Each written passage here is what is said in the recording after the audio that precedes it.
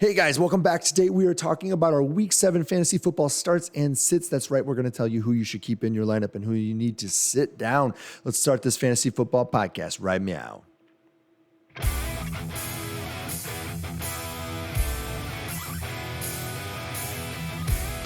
Hey everyone, welcome to the Fantasy Football Upside. I am Justin, that is Kyle. That's right. Thanks for dropping by our Fantasy Football Podcast and YouTube channel because we appreciate that. Where is Kyle today? Where is Kyle? Right. Right? Kyle's actually home based today. Yeah, I'm actually home based. It's just a different room. Yeah. So. Where is Justin today? Yeah, I got a Justin? New background. I got a new background for everybody. Let's see. Yeah. If you know it, drop it down. Yeah, down in the comments, right? Do it. Do it. Hey guys, today we are going over our Week 7 starts and sits for every Sunday game, and of course Monday Night Football. We got, I believe, 6 teams on the bye. Is that correct? I think it's 6. Yeah, I think so. Yeah, I think so. 3 less games this week. Everybody. It's like the apocalypse week, though. Like it's a lot of really good players that are on bye. So. Really good players and a lot of injuries, just like we've been talking about lately. So there's a lot of people that we might be talking about that are, low in certain positions or flexes that we're like, really? Well, look at the numbers. There's a lot of people that are not available. But every week we go through every game, and we let you know who you should start, who you should sit, or the players that we think will provide you that flex value. So let's get after it, Kyle. Got anything else before we get on it? Yeah. Hey, you know what? Click that like button. And while you're there, why don't you go ahead and drop a comment or a question down below. If you have a question, feel free to raise your hand and just say, hey. Do you need assistance? We'll say, do you need assistance, right? But you can say, hey. Need help. Need help now. There it is. That's right. All right. We got both of them in there. We worked them both in. Nice. All right. So, hey, guys, make sure you subscribe because every time that we upload a video, you will be notified if you've clicked the bell as well as subscribed. And, hey, we go live sometimes.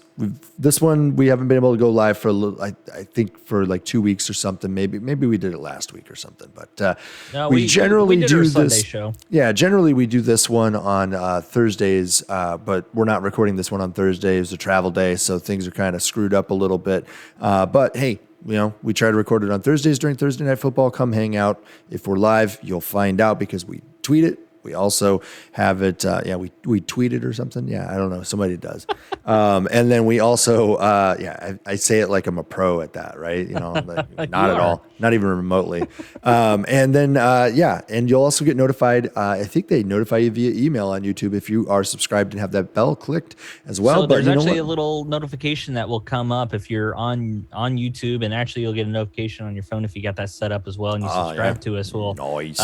We have it set up at least 30 minutes before the stream actually starts. You'll get a little notification on your phone. It'd be awesome. Yep, there you go. All right, guys, let's dive in headfirst in the shallow and start talking about these starts and sits, right? We've got, let's talk about the first one we got here. New York Giants is the first one. You're going to go with the Carolina Panthers. The Panthers. Sam Darnold, he's got 6 interceptions in the last 3 weeks, guys. The last 3 games. I don't know if it's the last 3 weeks. I don't think they've had their bye yet. But also has a QB1 finish in that span. So, hey, why not?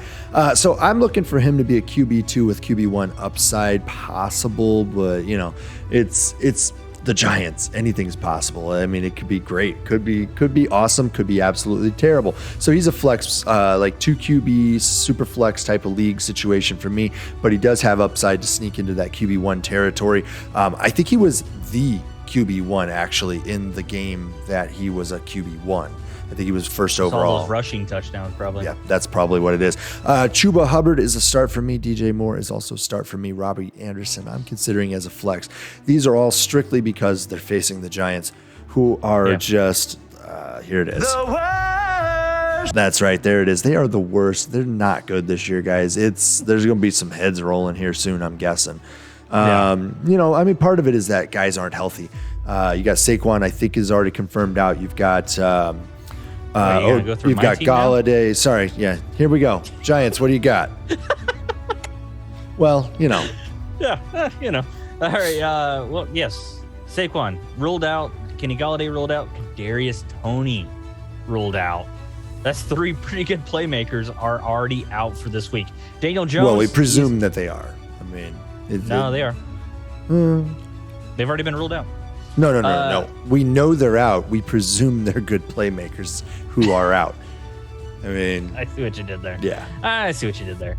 Daniel Jones, we kind of know what he is, and that's just a desperation 2 QB or super flex start, even with all the players on bye. There's just too many injuries going on right now. I mean, he's kind of tall, right? I mean, at least there's that. That's true. Danny Pennies. At least he's got some height to him. Devontae Booker, he handled the majority of the touches in the backfield in week 7. This should continue, but temper your expectations. I'm looking for only a low-end running back 2 or flex value. You're just hoping he kind of falls into the end zone. Sterling Shepard, Darius Slayton are going to be pretty much the only wide receivers of note that could play in this week, because both of those guys come with a questionable tag as well as John Ross. I'd throw that name in there, but I wouldn't even think about that in fantasy-wise. Yeah. But the only person I would feel somewhat comfortable starting is Sterling Shepard, because if this is it's borderline. Available, that's borderline. It's borderline, but he's going to get. I mean, he'll gobble targets. up all the targets. Like he'll get the targets. I don't know if he'll catch them, but right. he'll get the targets. We'll see I wonder whenever a target is calculated, like, is it within a 10-yard vicinity? Because I don't know. Because of Daniel Jones. I don't know. We might. Yeah, the Giants are probably testing the limits of what's acceptable as qualifying as a target, right? So I mean, we go from the Giants, who are this year, to the team who is probably still from last year, got that hangover of being, and that you know them, you love them. They are the New York Jets. Well, nobody loves them. I mean, I feel really sorry for the New York. Well, I mean, come on, it's New Jersey, but I feel sorry for those people that are fans of these two teams, because no, I don't actually at all. I don't. We have to. I mean, they've had to deal with Tom Brady for a long time, the East Coast stuff. But come on, why are we talking about the Jets and Giants ever on the TV? Like, these teams haven't been good for 5+ years. All right, so let's talk about the Jets here on the YouTube, though. We're gonna go right after that. Here we go. Michael Carter, he's a flex, and Elijah Moore, he's a flex. That's it. That's what I got. Those guys are flex plays. Corey Davis, flex? No. No. You think you're liking the upside more of Elijah Moore over Corey Davis right now? Yeah. With the Patriots, look, the Patriots defense has not been actually great this year. It hasn't been.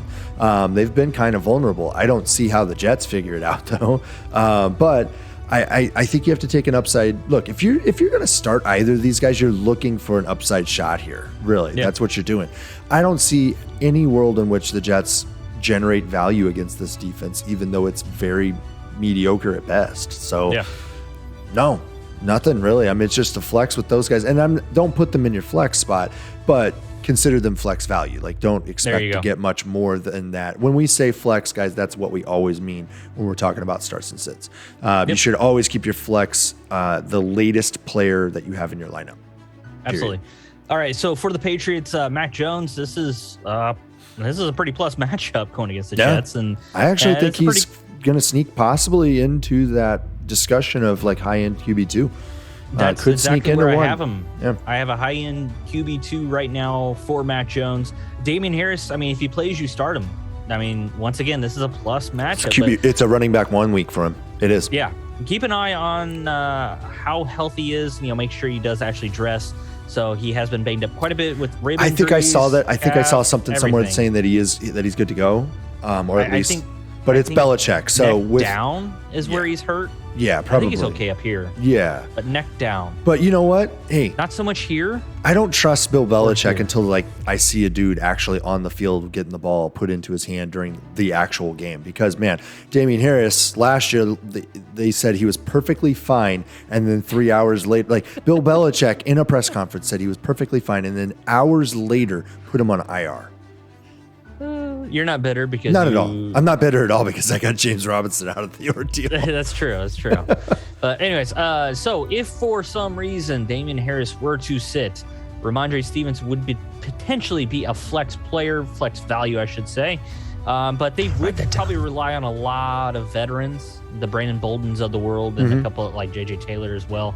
So, but that's just if it happens. But Jacoby Myers with injuries and teams on a bye, you start Jacoby as a wide receiver 3 and hope he finally finds the end zone because he's getting enough targets and enough receptions that it's bound to happen, everybody. Yeah, this is one of those weeks just because of the combination of the bye weeks and who's on bye, combined with the players who are presently injured and not able to go or are significantly hampered. This is one of those weeks where you're going to see a lot of guys sneak into startable territory who this is going to be their 1 or maybe 2 weeks that they do well the whole season. So this is a time to start spotting your sell high candidates on your roster and make sure that you make moves on it. Especially since a lot of teams are going to start, or a lot of leagues are going to start having their trade deadlines creeping up here soon in another 3-4 weeks. So let's move on here, though. You have anything else to add on the Patriots? I don't trust any of the tight ends. The New England Patriots. All right, so we've got the Kansas City Chiefs at the Tennessee Titans. This is actually going to shape up to be a pretty good game. I think that when they put this one on the calendar, on the schedule, they were probably looking at it, the league was looking at saying, hey, we might have an AFC championship game in the middle of the season here. So let's set this one up. Not so fast, though. Both teams have kind of struggled a little bit when they shouldn't have. Patrick Mahomes, you're going to start your studs, right? You're going to roll with him. You got to. He's been a bit hit and miss. You know what? Since that first season, he's really kind of been a middle-of-the-road QB1, which not terrible by any means, but not a second-round, third-round pick in a lot of leagues like he has been. That's an overpayment, definitely. We talked about this one back and forth a little bit. We think Daryl Williams is a start this week actually as well. He got 2 TDs last week. With Mahomes struggling a little bit, maybe Reed's trying to take the pressure off of him a little bit and start, moving the ball by trying to run a little bit more, get ready for the winter. I think they trust Daryl Williams a lot more like near the goal line or red zone than they ever did Clyde Edwards-Helaire. And I think he's a little bit bigger too. So this is just ringing true right here. Yeah. I've always thought that Helaire plays better as like a change of pace, Kareem Hunt style player. This could potentially turn out to be that guy. Yeah, I don't think Daryl Williams is Nick Chubb here by any means, though. So they're going to have to go and get that guy. Trade with Bill Belichick or something. Too bad. I mean, wait, is Bill O'Brien over in New England now? Maybe you can get Damian Williams or Damian Harris for like a sandwich or something. Just call and inquire. Tyreek Hill, a little nicked up there, guys, but obviously you're starting him as well as Kelsey. They're both banged up a tad bit. Yep. Kelsey's been very un-Kelsey-like lately. So it's frustrating. I know a lot of people paid second round, third round pick for him, right? Some of them even took him first round as the first pass catcher off the friggin' board. Jeez. I don't know why. Yeah. I don't get it. I just don't get it. It's tight end. Yeah, he was wide receiver 3 last year. But that's an aberration, probably. So, as is being proven right here. A lot of catching up to do. He only had 8 seasons of tight end 1 overall in him in a row. So, All right, so what do you got on Tennessee? All right, Ryan Tannehill. This should be a pretty high-scoring game here. So, this is a decent start for him, which we need a good start out of Ryan Tannehill. He hasn't done what he did last year. So, Ryan Tannehill is Kirk Cousins with COVID vaccine. I don't know. I don't think Tannehill is got vaccine. I doubt it. Yeah, I don't know what it is with the QBs, man. Yeah. Derrick Henry, well, we know what he can do. He's a stud. Yep. And the Chiefs could be without Chris Jones as well. So that's even more of an opportunity for Derrick Henry right up the gut. A.J. Brown, Julio Jones, it looks like both players are going to start. So I would start both players in a very high-scoring game. Yep. So when it comes to Julio, you're just really hoping he makes it through most of the game. I mean, man, he just they had to pull him. Catch a touchdown, but is the hammy injury or something? Yeah. It's weird. That's the story of his career. Gets you half a game, gets injured somewhere in the second quarter, maybe sneaks into the second half somehow. Then the latter half of his career so far. He's been in the league 11 years, I think. Something like that. Something right around there, 9 to 11. Yeah. In the second half of his career, this has kind of been the story. But he always makes it back onto the field for the next game. It's great. Yeah. He plays injured all the time. All the time. It's like, dude, just take a game off sometime, dude. Yeah, A.J. Brown's similar. Injured. Yeah. he's fully healthy from what they say when it comes to his hamstring, but a little battle of food poisoning was why he popped up on the injury report for an illness, and I guess it was some bad Chipotle. Boy. Did he go to BW3 and get one of those chicken head wings that they sell every once in a while? They said it was all Chipotle, but I like I said in the, it's I believe classic I said this last Chipotle, time, man. I said, kind of worry about it, like he was going to run into the locker room like Lamar Jackson in the playoffs. Yep. But alrighty, we got up next to the Washington football team against your Green Bay Packers, and I'm going to take the Washington football team first. You do that. I will. You know what, Kyle? Yeah. Sit back and relax, buddy. Taylor Heineke. He's an okay 2 QB or Superflex. The shine is really wearing off on this one right here. Yeah. Really wearing off. Antonio Gibson, if he plays, you start him. But temper your expectations. Even with injuries and other bye weeks, he's more of a middling running back too, because that shin injury is definitely hampering him. The only person in the backfield I would somewhat consider, if for some reason Antonio Gibson does go out, Jacoby Patterson looks to be that fill-in, because J.D. McKissic would just stay in his role, which is hit or miss. Know your role. Terry McLaurin, start him because he can still get it done with mediocre QB play, but is in desperate need of a bounce-back game because he's had 2 rough outings in a row, but this guy is too dang talented to have a third, in my opinion. Yep. So you still got to run Scary Terry out there. And Ricky Seals-Jones, start him while Thomas is out. He's getting quite a bit of a workload. Yeah, it's all the targets, man. He gets all the targets. It's Terry McLaurin, Ricky Seals-Jones with the targets, and J.D. McKissic with a couple here or there, and that's about all they throw. I'm betting that he played basketball in college. Just guessing. I mean, because he can high point it. Is that? Yeah. He runs into the end zone, he blocks out, and sets that pick and blocks out. Yeah. What do you got on the Packers, buddy? You got a couple starts here. You got Aaron Rodgers. He still owns a home in Green Bay, so he should be good to go, right? I don't think he owns part of the Washington football team. I didn't check with him this week. I'll text him right now. I don't have him on the line, but we talked to him this summer actually during one of our episodes. Actually, he called in. He needed a proxy vote, right? All right, we've got Aaron Jones. He's a start as well. A.J. Dillon, I've got him as a flex value. I think that both of these guys should do okay. Washington's a pretty decent defense, though, so temper your expectations a little bit. But, hey, Thunder and Lightning, they got it working. They've been doing a pretty good job there. Devonte Adams is a start, but he's got to get it going. He's had a couple games here where he's not been able to get it moving. I think that this week they're going to try to force the ball to him a good amount, like every week usually, right? Alan Lazard, flex value, but really back end. That's more of a desperation play.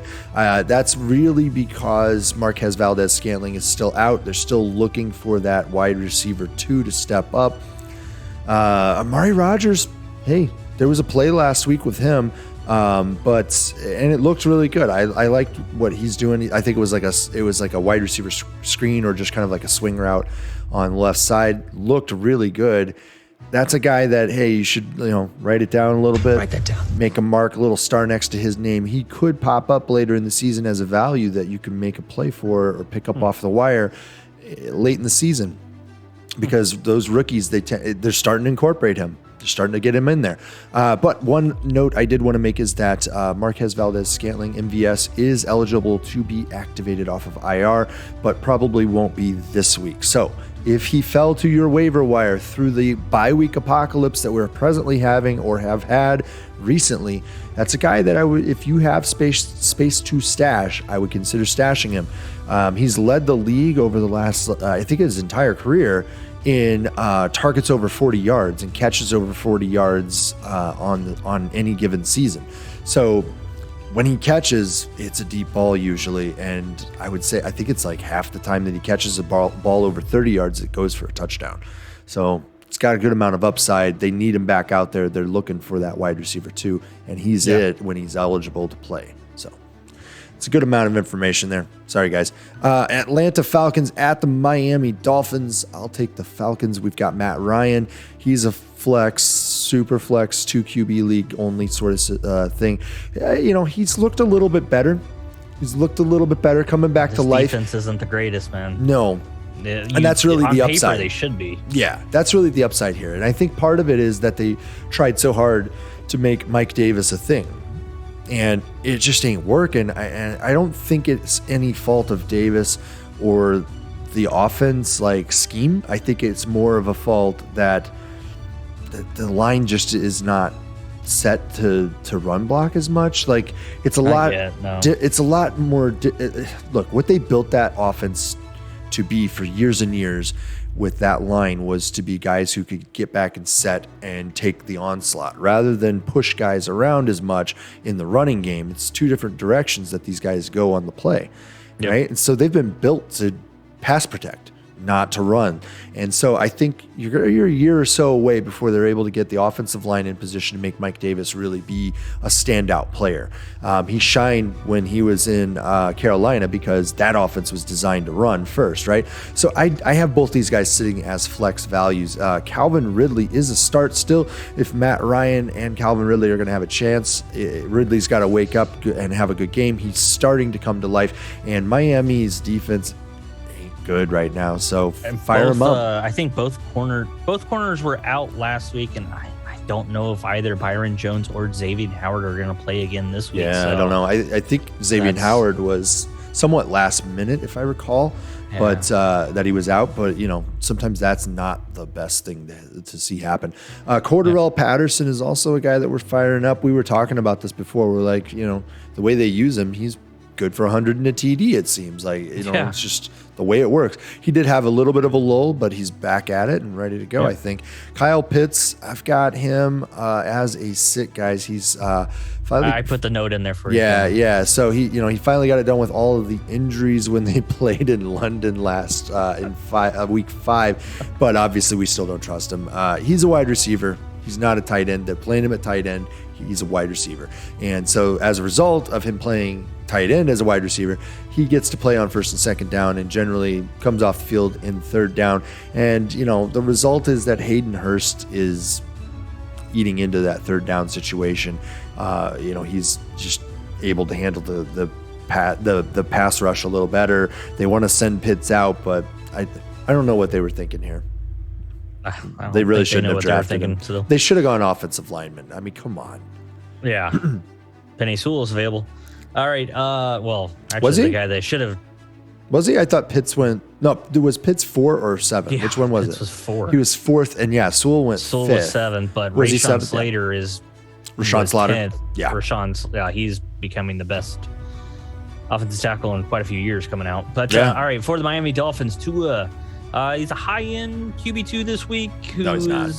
He's a good bye-week filler. Does he get traded after a big game? There's a lot of smoke around this QB and in the QB in Houston. So, dude, we said it before the season started. We said that we thought he wasn't as good as they hype him, and we said that we thought he was going to end up either benched or traded. Yep. So I feel like if he's going to do anything, it has to be against this team. Yeah. And you are going to throw it to Jalen Waddle because, he got double-digit targets, and there's no reason for him not to. I do think Devontae Parker is going to play this week, so that is a player that you do want to fire up as well. But I look at Parker as a wide receiver 3 to a flex value potentially. But Jalen Waddle is a guy that if he's going to continue to get this amount of targets with the amount of injuries on this roster, I think that's a guy that you can fire him up as a low-end wide receiver 2, high-end wide receiver 3. And I am not talking about any of the running backs for this team right now. Nope. Just not doing it. Nope. Yeah. So, all right, here we go. We got. Wait, sorry, I forgot. Yeah. Mike Gesicki. Yeah, I was gonna say there's one start, isn't there? Yeah. He's a decent tight end play here. Yep. Yeah, tight end one. Back end probably. Cincinnati at Baltimore. This is going to be a bruising fight. These teams generally do not get along very well, as you may be aware. There's something about that division. Like the whole division hates each other, like with a passion. Everybody hates everybody. What is it? It's Cincinnati, Baltimore, Steelers, and then who's the fourth? It's not Cleveland. Yeah, it is. Is it? Yep. Two Ohio teams. So it's always a mess. But hey, Joe Burrow, I think you got to fire him up. This is going to be a game where he's going to have to be able to sit in the pocket and throw the ball and make it work. I think they're going to be able to get some play action going. So I've got Mixon as a start here as well. I think that the two of them are going to be able to do pretty well with one another. Like, just as long as they get the play calling spread enough and a little bit unpredictable, these two should be good to go. I've got T. Higgins and Jamar Chase as starts as well. If Burrow's going to get it done, those two guys are going hot there. They have to. Jamar Chase has been doing pretty solid. We still think he's going to break at some point. This could be that game because this is a brutal fight no matter how good these teams are at any given time, or not good rather. It is always a punch in the mouth for either of them. CJ Uzoma, hey, if you got him, you probably paid up for him off of the waiver wire. Maybe, I don't know. I think he sat pretty good on most waiver wires, and everybody just kind of looked at him and were like, yeah, flash in the pan, got 2 TDs at the end of the game. But the dude is big. Burrow likes him. So we've got him marked down high end tight end 2 with a tight end 1 TD dependent upside, which is generally most tight ends anyway. The tight end position. Why not? Why not? Yeah. Otherwise known as a tight end. Yeah. All right. Baltimore Ravens, Lamar Jackson. Yeah. You ever heard of him? Yeah, you're going to start him. Running backs for Baltimore. There is a hex on this team. Latavius Murray's already been ruled out. Oh, jeez. What a shocker. So with Murray out, I don't feel confident on who to start because I think Bell's the starter, right? Tyson Williams would not be a healthy scratch in my opinion. So that means 3 different running backs with Tyson Williams, Devontae Freeman, and Le'Veon Bell. I mean, you have to be in kind of desperation mode right now to start either one of those. Yeah. So if you're going maybe Devontae. Here's the truth. If you're starting those guys and it has nothing to do with the bye week issue, then it's time to start trading for picks for next year, guys. Yeah. Like that's the truth of it. Your team is done most likely. So Alrighty. Marquis Brown, he is healthy, so you play him. He's had 3 wide receiver 1 finishes already with another top 24 sprinkled in there. So he's looking like a great value right now when it comes to where he was drafted this year. Keep an eye on the targets for Rashad Bateman if he's available on the waiver wire. Rashad. Thank you. Rashad Bateman. Keep an eye on see if he's available on the waiver wire. But keep an eye on targets if you want to wait. Yeah. If you want to wait, that's write fine. That down. Yeah. Mark Andrews. Oh, I keep knocking all over it, Kyle. Write that down. There it is. Mark Andrews, top 4 tight end. Keep it moving. Yeah. You son of a. You sandbagging son of a. Yeah. All righty. Up next, we have the Detroit Lions. Detroit Lions. Yeah. What you got for the Lions? All right. The Lions. Let's see here. We got Jared Goff. He's a QB still in this league. He's a flex play, I suppose. This isn't going to be a good one. So, like, if you're in a 2 QB or super flex league, it's bye week apocalypse. And the back end of the QB2 territory is really a crapshoot. So he could sneak up into there just based on like accidentally throwing the ball to DeAndre Swift near the goal line. Like that could happen, I suppose. So Swift is actually a start. We went waffling on this one back and forth a little bit, but we think that the volume is there for him. And the Rams have not been absolutely shut down against the run. Like they've actually struggled a little bit this year. I feel like Aaron Donald's pushing up the field a little too much.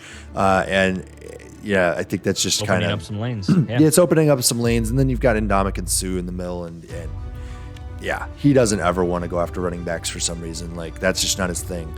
He just wants to tackle QBs. And go for it, dude. Jamal Williams, we've got him as a flex play, flex value. That's based on, like, the last few weeks, he's actually been okay. He's getting enough volume to justify it, but there's no upside there, guys. There's just, I don't see him stealing goal line carries. I don't see there being a whole lot of goal line carries available here. So even when they do get into that, like some teams call it the gold zone within the 10-yard line, that ain't where they're going. They're not trying to run the ball. They know how their bread's buttered. They go to TJ Hockenson, who is a start, right? But Justin, he's got a knee. He's got a knee. But he should be, he's got 2 of them. But he should be good to go. Double check on Sunday, though, before kickoff, guys, just to make sure that he is good to go. But if he's out there, you're starting him. You have to. You paid up for it. So, Yep. What do you got on the Rams? All righty, we'll knock this one out pretty quick here. Matthew Stafford, I mean, everything is dependent on his arm as he has zero value in rushing. Yep. So he needs touchdowns to be relevant. A little boomer bust in his game, but with 6 teams on a bye, you start him. It's just his yardage numbers have been kind of very up and down. But Darrell Henderson, he's a workhorse stud as long as he can stay healthy, man. Yep. If he can do it, he can get close to 20 carries every game. Robert Woods, he's definitely not the number 1 wide receiver on this roster, and that's Cooper Kupp. He's a top 5 wide receiver, and no reason for that to change, man. This is looking to be quite insane. Like he's averaging at least 1 touchdown a game.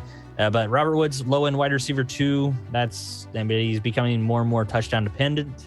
Then speaking of that, we've already talked about this quite a bit, everybody. The tight end position, Tyler Higby. Neither of us really like him. I mean, I'm sure he's a great guy, but when it comes to fantasy football, neither of us have probably ever had shares. Have ever managed Tyler Higby, and there's a reason. It's just you never know what you're going to get. You're going to get 20 yards and 0 touchdowns, or 40 yards and a touchdown, and that's about your ceiling right there. Yep. Yeah. All right, moving on. We've got the Philadelphia Eagles at the Las Vegas Raiders. Las Vegas Chucky-less Raiders. Here we go. Philadelphia Eagles. I'll take them. Jalen Hurts. He's a start. You got to start him. He's a cheat code in fantasy football. He's not very accurate, so take it with what it is. But here's the problem with this offense. Jalen Hurts is the QB. He's not really a QB. They should be putting him in the backfield taking handoffs, because I think he's the best running back that they have on the team, unless they started using Gainwell a little bit more creatively like Aaron Jones is used. I think that would be good. But Miles Sanders, I think we've come to understand who and what he is, and it ain't what everybody thought it was when he came into the league. The upside was there, and Peterson just didn't want to give him the ball, is what everybody said, right? Well, nobody's giving him the ball. Like, he gets enough carries. He's going to have a game here or there for you. Pick which one that's going to be. Predict. Tell me which one it's going to be. Yeah. So at this point, I'm not going to rely on him for anything more than a flex value. Less than 5 touches. Yep. Some of these games. I mean, yeah. Well, he's going to blow up for like a 30-touch game and then just absolutely disappear. So if that does happen and you have him on your team, sell high. Like, that's just this offense is never going to go to him consistently in that manner. It's just not the way it works. So. Yeah. So, I mean, we're both on the same opinion, I think, here of he is a flex value at best. Don't imagine more out of him at this point. And then Devontae Smith, as well as Dallas Goedert, we've got both as flex values here. Really, Jalen Hurts is the only sure start, and that's just because he rushes for touchdowns, guys.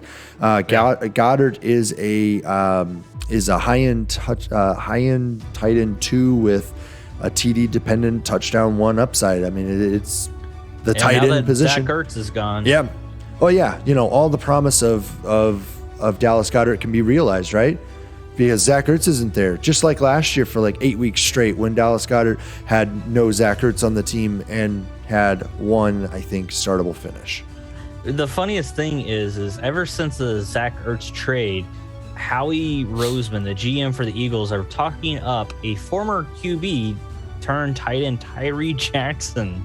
Talking this guy up. I don't think he's ever actually taken a snap as a tight end yet, and they're talking him up. That gives you an idea how they're not quite sure what they have in Dallas. Look, the truth of it to me is that like Goddard is a big dude. He's tall enough to be an offensive lineman, but he's not big enough, right? Right. But he's a big guy. He's bigger than most wide receivers, but he's not big enough to be like a true inline blocker. But he's not fast enough. Like, it's just, I don't know what the deal is. He's got a lot of intangibles, obviously, right? And he's capable of blowing up for a few games because he has done it in his career. But what are you going to get out of that? Like, when's that happening? Let me know, and I'll make sure he's in my lineup. Let us know. That'd be great. Alrighty, for the Chucky-less Raiders, I like that. Yep. Derek Carr, he's a decent streaming QB1, and he's a definite 2 QB super flex start right here in this matchup. Josh Jacobs, I don't like it at all, but he's a mid to low running back too when he plays. That's just how it is. When he plays, that's where we're at now. Yeah, like when he was actually like a sure thing, got to start him his rookie year, I think that was. Yeah. And he was banged up in his shoulder, and he played through a lot of that injury. it was volume. Like his efficiency was not good, actually. Nope. It was really low. It was like historically His rookie year was low. all right. It was a big drop his second year. Yeah, but it just with the like same volume. Yeah, but it's just been like he's like Miles Sanders. He's trended in the wrong direction in a lot of ways. And yeah, I think Jacobs looked great coming into the league. Like they just fed the ball to him constantly. Constantly. So Kenyan Drake, sit him. Don't be fooled by the 2 touchdowns from last week. That's a fluke. Don't be that guy. Henry Ruggs. Yeah, he is just a guy. Henry Ruggs, as long as he plays, he's becoming more reliable. Kind of middle of the road wide receiver 3, especially with bye weeks right now. So that is another start I'm going to have here because we have to. But it's Darren Waller. But paging Darren Waller, are you there? Where is the volume from the previous 2 years? Well, where is it? Year and a half. Sorry. It took a half season 2 seasons ago. It took a half season for him to start clicking. And then he, like the next week after he had a big blow up game, he got his big contract. I'm just saying, like, maybe it's because, Brian Edwards, Hunter Renfrow are getting a little bit of work, but Darren Waller is not being used where like he should be. Chucky's missing. Yeah, but already up next we have the Houston Texans against the Arizona Cardinals. I don't think we have too much to talk about for the Texans. What do you got? No. Actually, you know what? I am going to go out on a limb a little bit this week and say that Mark Ingram, who has kind of begun to solidify the lead dog role in that backfield, if you could believe it. I mean, the dude's got to be, 47 now? I think that he came out right after Reggie Bush did out of USC or something. Like, I think that they were playing in college around the same time. Like, it's wild. So, it was pretty close. I don't know if it's that close. Like that would put him like 20 years in the league almost, right? So, I mean, Reggie Bush has got to be like 36 now, something in that neighborhood. So, I don't think Ingram is much more than maybe 29. He was to sharing 31. the backfield with Pierre Thomas in the sense. So there you go. There you go. There you go. Yeah. Hey man, you know what? I'm laughing and joking about it, but there were a few seasons where I kept finding him in the 4th round, 6th round. And he paid off, man. He paid off those years. It was a good offense. And Ingram did his job. I never needed more than a running back 2. I didn't even need better than flex. And he was always a running back 2 those seasons. I drafted Gus Edwards in our draft. Yeah. And it was a couple days later when he tore his ACL. And I picked up Mark Ingram. And I actually have not started him yet. But like you said, we're kind of getting to the point where we can somewhat solidify his role in this offense and maybe be able to spot start him here or there.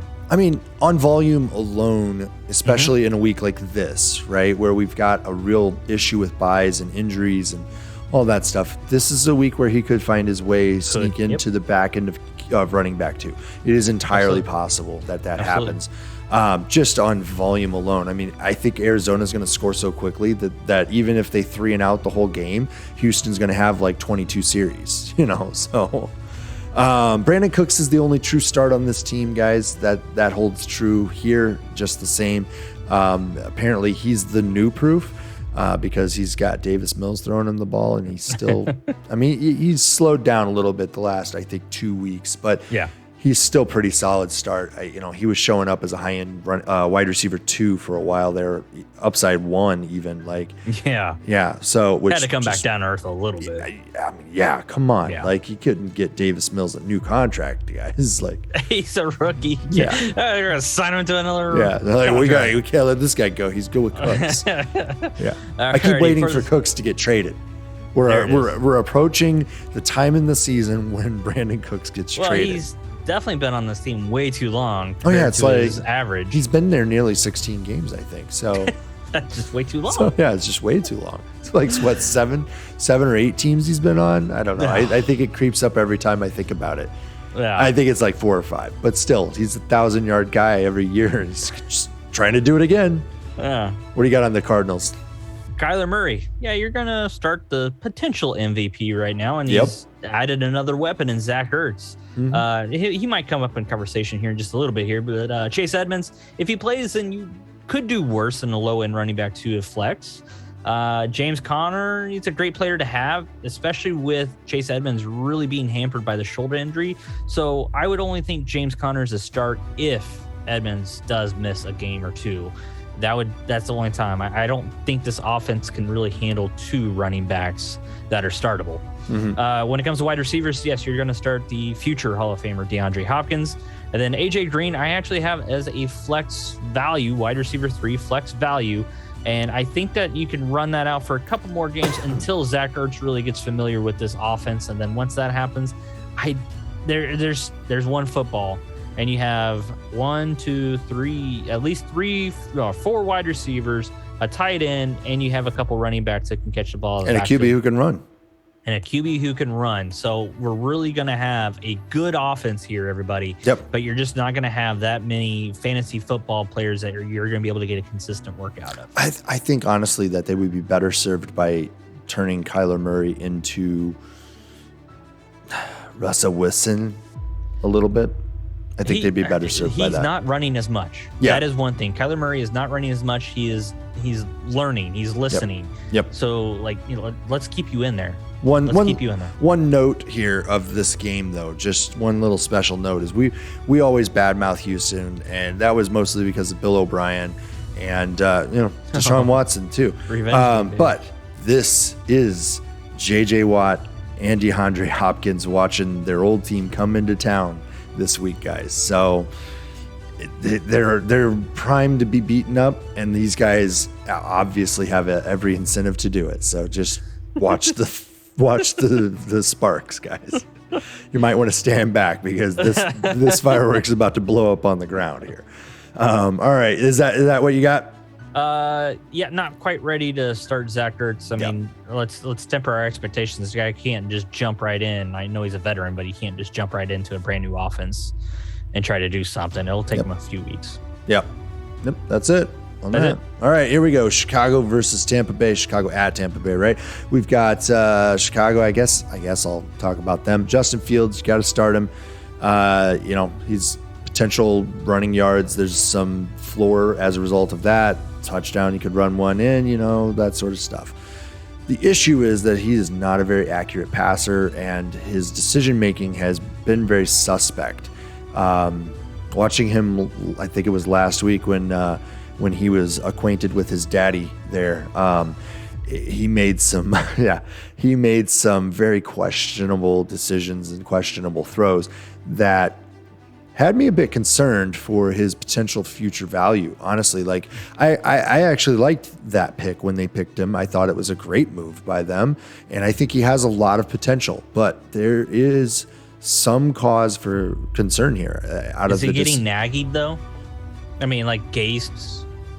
Is it getting naggy? It was like in-game, in-play decision making that was like instinctive type of stuff that wasn't like, he's a rookie, he'll outgrow that. It was like you made the wrong decision and both were present before you, and you made the wrong decision, so I'm a little bit concerned for that. I like Fields. I think he has potential to be really, really good. So, and I think that if anybody's going to save Nagy's butt, it's Fields. And you can't make decisions like that.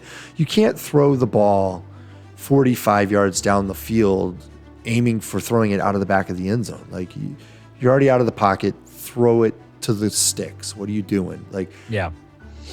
I don't think it was a wide receiver quitting on those routes. He did it twice. He did it 2 times. And he only got lucky on the second one being not a pick. Darnell Mooney, flex value on the basis that he's Justin Fields' favorite, actually. So, this is a tough defense. So I really don't have a lot of starts here other than the obligatory Justin Fields one. But I also am tossing in Cole Kmet. If they're going to be able to do anything against Tampa Bay, the old... Tommy B with his can't count to 4. If there's anything that they're going to be able to do against Tampa Bay, and I don't mean that they're going to win here. I'm talking about Cole Kmet. That's the guy who is, he's been targeted by Fields a little bit. and he is finding those seam routes. He's finding those 12-yard curls. He's getting open on crossers. He's doing what he needs to do, and this defense is a little bit wonky in that middle outside edge kind of stuff. That's where they are vulnerable. Tampa Bay is not perfect. A lot of people want to talk about how they are. Yeah, no, not especially in the not in corners. the secondary. Yeah. Secondary, but also, because Cole Kmet's going to line up everywhere. Yeah. But even on he's such a big dude. He's so athletic and big. Like, I mean, if you're in a keeper or you're in a a dynasty league, I think now's the time to get him because they've got a good QB. They've got him. Nagy and Ryan Pace could be going out the door, and then if that happens, I think both of these guys, hopefully they bring somebody in who does what they need to do to get these guys going. So yeah, we got in Tampa Bay. Oh yeah, one note though, Jimmy Graham not out there, so that brings Cole Kmet's upside a little higher. Yep, COVID list. Yep, out for this game. Tampa Bay, we got Tom Brady. Yeah, you're gonna start him. Yeah, sorry. This guy's averaging 44.5 pass attempts a game, man. Yeah, I mean, so last year they ran Tom Brady's offense, and this year they're running Bruce Arians' offense. That's for sure. Yeah, that's for sure. But he's bound to throw a couple touchdowns. TB12 a couple ducks too. Yeah, they're just gonna happen to land in the wide receiver's hands. But I'm gonna talk about running back real quick. Regular season Lenny. Yeah, Sunday Night Football, Lenny, or whatever game was it? Sunday night or Thursday night? I can't remember. I know they played a primetime game, but Thursday. It's Thursday, I think it was. Was it Thursday? Okay. Yeah, not this Thursday, but the previous Thursday. Yeah, I don't remember. Yeah, but he's getting enough of a workload, man. He's getting a pretty heavy workload, actually. So he's definitely in that startable range. Yeah, you might get Leonard 5-net, right? Yeah, I'll see myself out. Yeah, you do that. But I'm going to talk about our good friend, Old Deuces, Mike Evans. You're going to start him. You're going to start Chris Godwin, even though we're getting quite a bit of inconsistency in the wide receiver room. But, Kyle, Antonio Brown is out for this game. Ankle injury. So we should see a pretty heavy target volume headed to Evans and Godwin because not only is AB out, Rob Gronkowski looks to be ruled out again. Oh, wow. Yeah, so, fire up Evans, fire up Godwin, get it going, guys. Yeah, especially in this matchup, I think that's a good one. Yep. Chicago's defense, I don't know where they are, man. Like, yeah. Once again, on paper, should be. All right, they don't have the offense that can help relieve them. Yep. You need a good offense, everybody.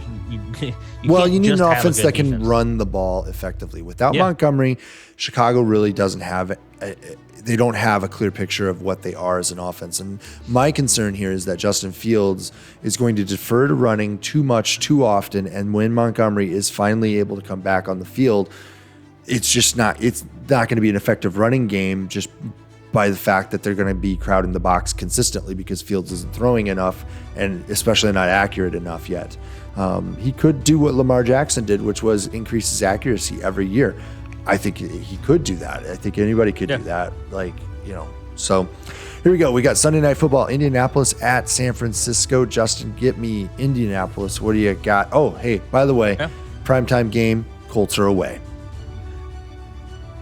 Thank you. Yeah, I just wanted to make sure you know. Yeah. A little running joke here. I think we're coming up on 8 years. Well, ever since Peyton Manning left, we have not had a home primetime game. Not even with Andrew Luck? No. Jeez. Carson Wentz. It's conspiracy. You know what? I know what it is. I know what the problem is that they need to go and get a Hooters VIP card for somebody in the league office. That's how you get the primetime games. And you get the home ones. Look it up, everybody. Look it up. Yeah. But Wentz has been playing really well, truthfully. I mean, night and day compared to what he was last year with Philadelphia. So what a shock, though. Jonathan Taylor, he's an absolute stud. RDM, everybody. Run the damn ball. That's what they're talking. That's what they're finally doing again. Michael Pittman Jr., I'm going to start him. Paris Campbell, man, is on IR. Another injury, another surgery. He's possibly out for the season. And then also T.Y. Hilton. How many teams? Wait. How many teams did you have Paris Campbell on? To do this to him? I really wanted to put him down as like a sleeper going into the season, but I was like, he's injury prone. I'm injury prone. those two powers combined, he's not going to make it, 8 weeks. And here we are. Yep. Here we are. I'm actually facing my brother in our league this week, and he has Derrick Henry. And, we both are having some bye week issues. I've got a lot of injuries on my team, too. Everybody does, though. And he's like, I don't know if he's like, I'm going to lose 59 to 59.01 this week. And he goes, and 55 of those points are going to come from Derrick Henry. And I said, I don't know, man. The only hope I think I have is to convince you to trade for Derrick Henry in all your other leagues. So that it just guarantees that he doesn't make it like 10 plays into the game. Well, that's the thing. It's only in our league. That's the crazy part. That's the kiss of injury, the kiss of the IR. Yeah, for sure. But and T.Y. Hilton, I mean, he came back, looked really good. He got hurt again, didn't he? But he injured his quad. But he's actually 50-50 to go here, but I wouldn't play him. We want to make sure he's a little bit more healthy again, but that's why I think Michael Pittman could have a really big game here. You might see a flash of a Zach Pascal, but it's just not consistent enough. Mo Alley Cox talking about tight ends that are touchdown dependent. Well, here's you another one. Yep. He's extremely touchdown dependent, but he's been catching them. I mean, another one of those former basketball players. Yeah. He knows how to block out, Kyle, down in the red zone. Big guy. Big guy. It's like Shaq playing football. Like Shaq playing football. Here we go, guys. All right, I've got San Fran, the Niners. Jimmy G, he's a start. He's worth a start. This defense has kind of struggled. They're down Blackman, right? He's out now. Looks like Blackman, maybe. Yeah, looks like the season. So Garoppolo should be able to dink and dunk his way to a few TDs as a result of that. I would start. I would flex value hope for Elijah Mitchell. Actually, this is one of the later games, so you can throw this guy into your flex spot, assuming you don't maybe have like another worse option. Hopefully, maybe if you're throwing somebody into your flex, it's Kamara for the next game, right? But Elijah Mitchell is a flex value, I think. It just kind of depends, I think, how much they put him into the passing work there. And then I've got two other starts. I've got Kittle as a start, and then guess who? I don't think he's back yet. He's not? No, I thought he was. I think there was rumors of him coming back, but I think he's still on. All right, well then I've only got the one other. You know who he is. Deebo! That's right. Deebo Samuel is a start. Dude's been a beast when he's out there. Yes, absolutely. So we got Monday Night Football here. We got the New Orleans Saints against the Seattle Seahawks, and you're going to hit me with the Saints. Yeah, I've got Winston as a as a flex. So it's 2 QB super flex, but I think he's got upside this week. Could sneak his way into the top 12 there. So if you're looking for a guy who has a little bit of upside, maybe you have Winston stashed, go for it. Take a shot if you need to, if you think you need to. And then Kamara obviously is a start. Obvious. I don't need to tell you. You've got him on your team. You're going to start Kamara, start your studs, right?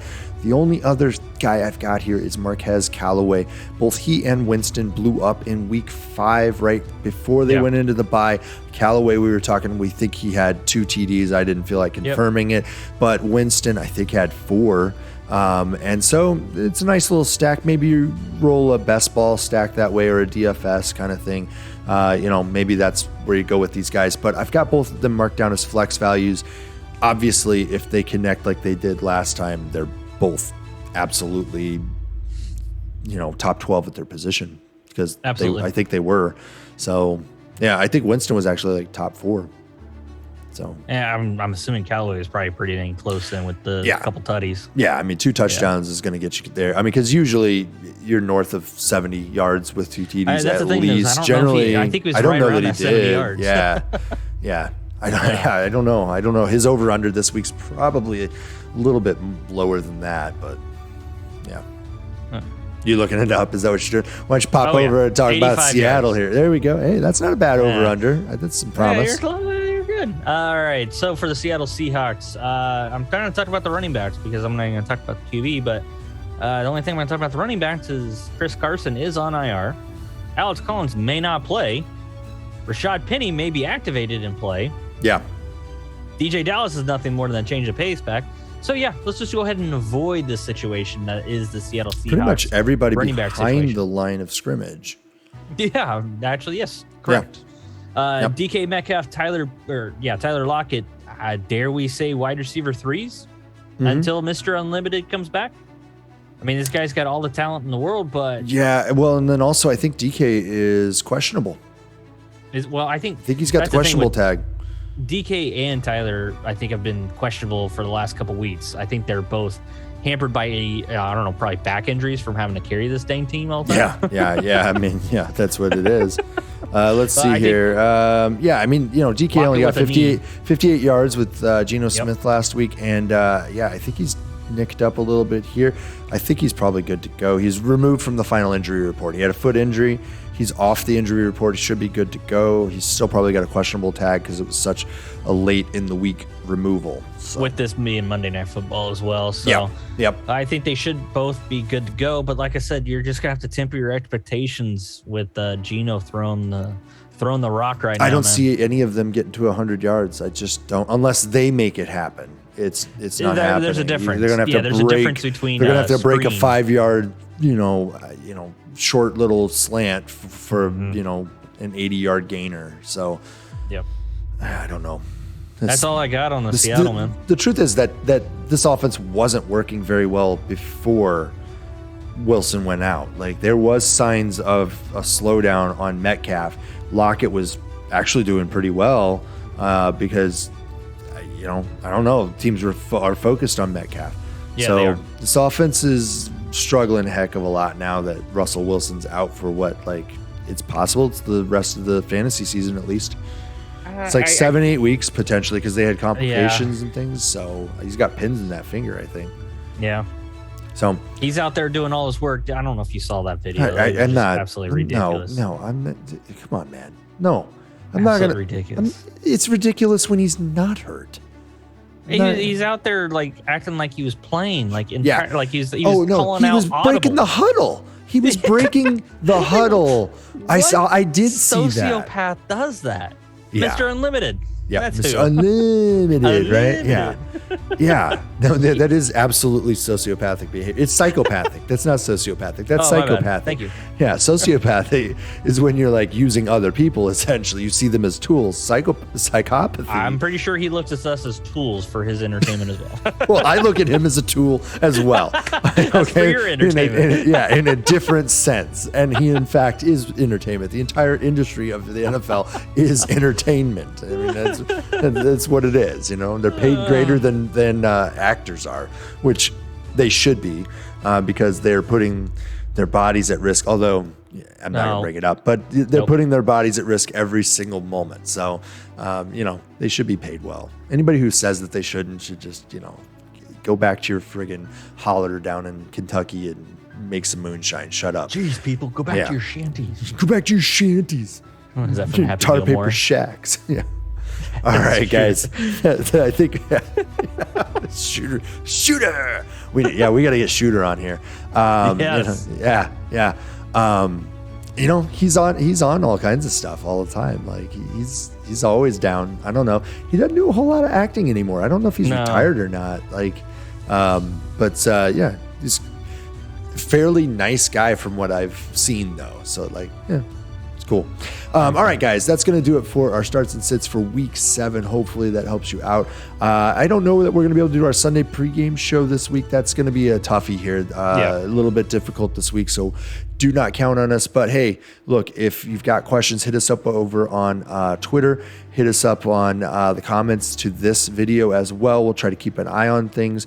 And so we'll float some tweets out there maybe on Sunday morning, not necessarily saying, hey, we're going live, but asking for your start sit questions so that we can give you some answers, give you some help. Try not to leave you hanging too much, but the way the world works now, guys, things are in flux for us all the time. So we're constantly moving our schedule around. Try to bring you as much value as we can, and hopefully we've been able to help you so far this season. And so that's what we're going to do, guys. Week 7, good luck. We'll see you next time. All right. See ya. Bye.